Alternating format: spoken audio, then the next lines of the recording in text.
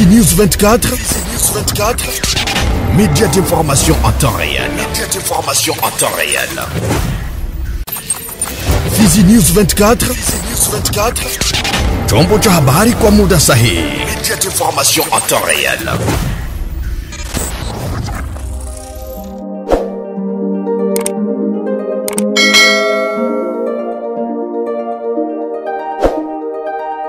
Habari za wakati mpenzi mtazamaji wa Fizi News 24 na kukaribisha kuweza kufuata taarifa zetu za habari katika lugha tukufu la Kiswahili. Tega sikio nipe macho na sema karibu. Tuanzie na Uvira ambako shirika jipya la raia pamoja na wauguzi wameungana ili kuazinisha rasmi mgomo baridi kwenye ofisi ya division ya jimbo husika na afya siku ya 4 ya wiki tunayo. Lengo ni kuomba kwa serikali kuchukulia swala la kulipa wauguzi mishahara yao kwa dharura. Kwa Fredi Mudeba, mratibu makamu wa shirika jipya la raia kusini mwa jimbo hili, ametoa hapa mwangaza kwa nini wao wanaambatana nao. Leo tunakuwa kwenye maandamano baridi ambayo tunaita katika lugha ya Kimombo sit-in. Sisi wanamemba wa shirika jipya la kiraia ambao tunarepresente community na infirmier wote wa province ya Sud Kivu wenyewe wako hapa. Tunakuwa kufanya sit-in kwa kulomba serikali iweze kujibia malalamiko ya waganga purke warudie kazi. Ikumbusho ya kwamba depuis le 3 Novembre ndio tulifanyaka marche pacifique kwa kulomba serikali ijibie magumu ya waganga. Malheureusement jusque là hakuna kenye kishajibiliwa, na kia mshangao ni kwamba mastructure zote zimefungwa kwa sababu waganga pia wamegoma, hawafiki kwa kazi, wako kwenye greve sèche ambapo watu wanakuwa wakikufa kiolela, hakuna matunzo, mastructure zote zimefungwa na watu wanakufia mastructure wa kidogo privé, wengine wanakufia manyumba kwa sababu vituo vyote vya afya vimefungwa. Ndio maana sisi kama community tumeamua kwamba kwa kufanya sit-in hapa kwa kuonesha serikali ya kwamba tumechoka na kukufa na waangalie namna gani wanaweza kulipa waganga pesa zao purke warudie kwenye kazi. Na tutatoka hapa mpaka gisi serikali itajibia malalamiko ya waganga, na tuko hapa, tutakuwa tunalala hapa, tutakuwa tunashinda hapa. Kama ni emwa tutafanya emwa, kama ni 3 mwa tutaifanya mpaka gisi suluhisho ipatikane, la sivyo hatutakubaliana. Voilà pourquoi tuko hapa ndugu mtangazaji, na tunaenda kufanya denunciation parce que katika hali pia tunakuwa tukiyapitia. Upande mwingine amehakikisha kuwa mgomo huo utaenda mpaka pale suluhu ipatikane.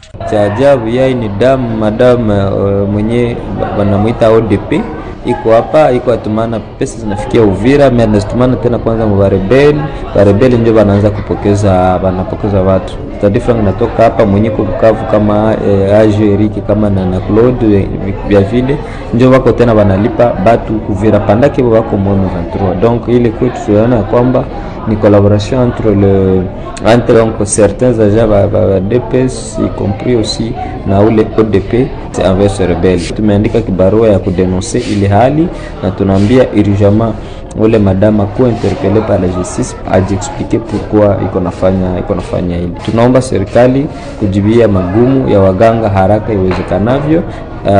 Le cas contraire tutapita kwa action zingine kabisa zenye ziko makali kuzidia hata hizi sisi community purke tuweze kutunzwa, parce que matunzo inakuwa ni haki yetu, haiko hata faveur mais c'est droit. Voilà pourquoi tuko hapa na tutaendelea kushindikiza waganga jusqu'au bout mpaka mwisho kabisa, kwa sababu mganga hawezi kupata sasa 60000 francs congolais na wengine wanafanya 18 mois 20 mois 10 mois bila kulipiwa, na wenye walikuwa wanalipiwa tena wanawakata pesa zao. Na mu niveau ya DPS, mu niveau ya zone de santé na kadhalika bako wanawakula franga yao. Ndio maana wamoja wanajenga magorofa kupesa ya waganga, wengine wanalipwa na hawakwaki waganga tout simplement parce que wako na relation nzuri na wakuu viongozi msekteur. Donc province ya Sud Kivu sincèrement viongozi wanatesa sana waganga, na itakapofikia ya kwamba hakuna solution, yani tutafukuza mena tous les dirigeants bot donc les responsables wa ma service tofauti kuanzia ba MCZ ba DPS na kadhalika, parce que wanaangaisha sana waganga. Tutafikia pale kulomba demission yao na kulomba depart yao si jamais kama hakuna amélioration. Voilà, ndio maana tulisema kwamba hii ilikuwa inakuwa deja plan B, kuko plan C, kuko place yu mpaka kushifre ya mwisho, mahali toujours plutôt ya kupata solution. Huko Mwenga ni kwamba siku bila kazi imeshuhudiwa siku ya 4 hii katika tarafa nzima ya Mwenga, ambako imeandaliwa na muungano wa mashirika ya kiraia kwa lengo la kupinga unyanyasaji unaoendeshwa na kitengo cha DGI DPMR mine ambazo haziheshimu kibarua cha gavana wa jimbo la Kivu Kusini. Taarifa tunazo ni kwamba senta ya Mwenga na tarafa nzima imeshinda katika hali ya baridi, ambapo shughuli zote zimefungwa ili kukataa vitengo hivyo, kama alivyoeleza mwanaharakati mmoja wa shirika la raia maeneo hayo. Ndio kulikuwa journée morte ya Mwenga na mapembeni zake. Ilihusu kudenonse hali ya sio mashirika za kiserikali zinazohusika na kutoka ushuru. Hizi watu hapa mwisho ya mwaka trakaseri ziko sana za watu wa DGI, DMR, mine katika ekonomi. Sisi tunapatikana katika mtaa wa Mwenga, ni mtaa ambao usalama iko kidogo sana, na kukakuwa kibarua ambacho governor aliandika mnamo 2 mwezi wa 5 2025 yenye kusema kama namna gani serikali zitahusika na kulipa hiyo ushuru. Ndipo tukaona kwa kusutenir ile barua ya governor kusudi tuonyeshe kama governor ambaye alisema kama tusilipe ushuru katika mikono ya watu wala za ushuru, bali atatuma namba za simu ambazo ziko connected to bank, na akitalipa hapo na pesa inaingia katika mfuko ya nchi ile tunaita trésor public, na mwisho tutakuwa tuna beneficier hiyo maaction à impact durable afin de développement à impact durable kwa ajili ya maendeleo ya bahari. Tunakalia mwisho wa mwaka wanatusumbua sana, wako mtere wanashuka watu wa DGI, watu wa DPMR, akawa wanasumbua watu, ndio tukaona tudenonse ile hali moja kwa moja. Shirika la raia limepongeza vya kutosha wafanyabiashara walioitikia mwito huo. Operateur economique kama vile shirika la raia tunasindikiza na kuonyesha matursi ambayo gouvernement inatoa kwa provincial ya kulipa hiyo ushuru. Sisi tuliwaonyesha hiyo, ndio hao walikuwa tracasser wakasikia kwenye tuko walishiriki sana kupungua sababu sisi ni sasa hivi tutakenda inaenea, tukawa walishiriki sana. Hapa tuko Mwenga centre ya territoire, tuna estimé kwa 90% ndio atatuliresi. Vitendo kabisa vitaendelea, kwani hapa Mwenga barabara inaharibika sana. Hiyo ni napata tengenezewa kupitia ushuru tunaotozwa na serikali. Tuko naomba wa kupitia responsibility kutengenezea barabara hata tumoto Mwenga centre Ibomba hapo kuharibika sana, magari na hata kutumia video za tangaa.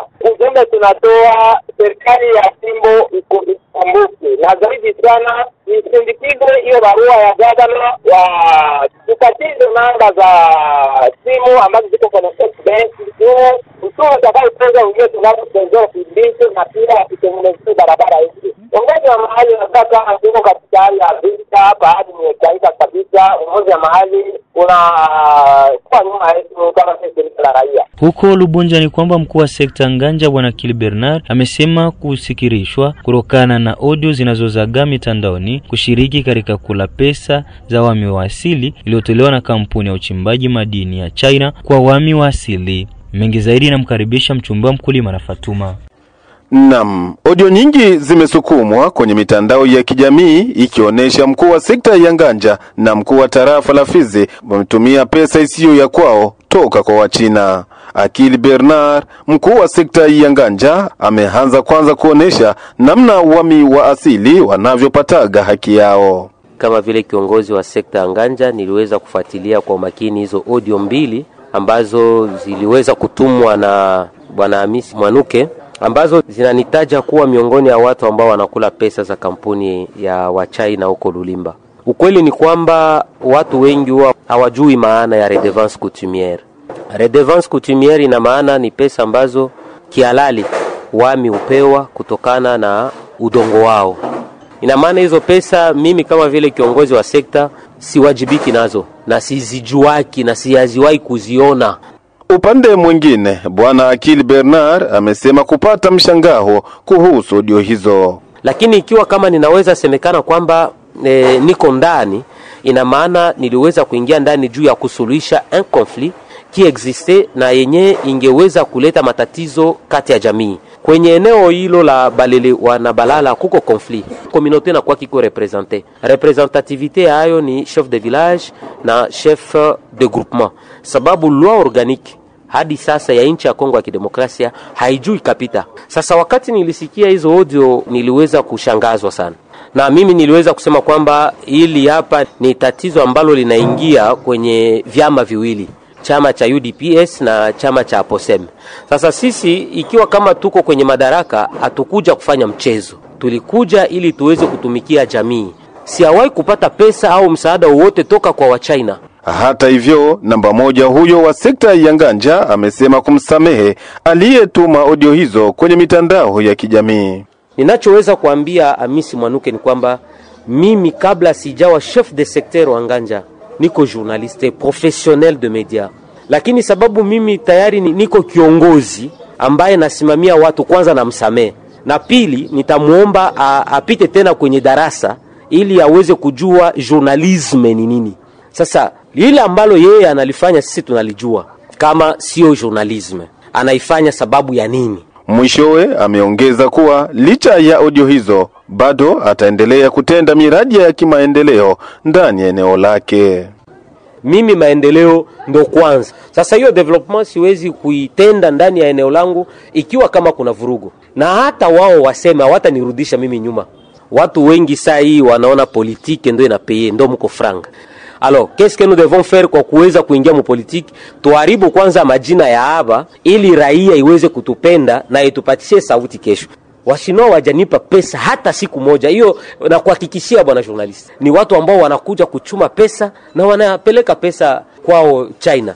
Wapite kwenye wa China na waulize vibarua viko wapi ambako chef de secteur huwa anakuja kusaini kwa kuweza kupata franga ambazo zinamsaidia kwa kuweza kutekeleza yote miradi. Nina miaka sana niko mu journalism na najua namna gani journalism huwa naharibu jina la mtu. Haiko mimi kupita kwenye media kusema kwamba bwana Mchumbeni ilifanya hili ambalo aliko kwenye eneo langu. Baraka ni kwamba katika hali ya kuandaa sherehe za siku 16 ya wanaharakati dhidi ya ujeuri wa kijinsia unaofanywa kwa wanawake, mkuu wa kitengo cha Gender, Familia, Mama na Mtoto katika mji wa Baraka ameomba kwa wanawake wote wa jiji hili kujumuika nao kwa ajili ya kusherehekea sherehe hizo. Akiwa kwenye maiki ya TV ya Kobi Marie Claire Chilo, kiongozi wa kirengo hicho amesema kuwa wanaandaa kikao Ijumaa ya wiki kwa ajili ya kuandaa sherehe hizo, huku akiomba kwa kina mama kujitokeza kwa wingi. Sisi jours d'activisme manake tunaiandaa kwa makini kabisa. Ni sikukuu ya wakina mama, ni sikukuu ya ulimwengu mzima kwa sisi wanawake. Ukitaja mwanamke manake unataja na jeune fille na hivi ni mwanamke. Sisi jours d'activisme manake inamaanisha ni unyanyasaji wa sisi wanawake, tuko tunanyanyasiwa sana. Na wakati tuliona tunafanya ile jours d'activisme kwa kutangaza ile unyanyasaji wetu isiendelee, yani ififie kabisa, isiendelee. Unaonaka wengine ukimwambia mwingine mwenzako mwenye habielewe utasikia ni vya watoto. Jours d'activisme haikuwake ya mtoto. Le 16 juin juu inakuwaka ya watoto, lakini 16 jours d'activisme inakuwaka ya sisi wa mama, yani sisi wanawake kwa unyanyasaji yenyewe tunanyanyasiwagwa. Sherehe tunaifungulaka le 25, tunaifunga le 10 Desembre, na ndio maana niliona niwatangazie mbele ya wakati, na tuko tunaendelea na kutumika marenyo, na renyo ya 3 itakuwa kesho. Tunawalomba wakuje kwa makini sana wakina mama na wababa, tuweze kubagua wababa kwa juu sisi sote tunatumikia pamoja.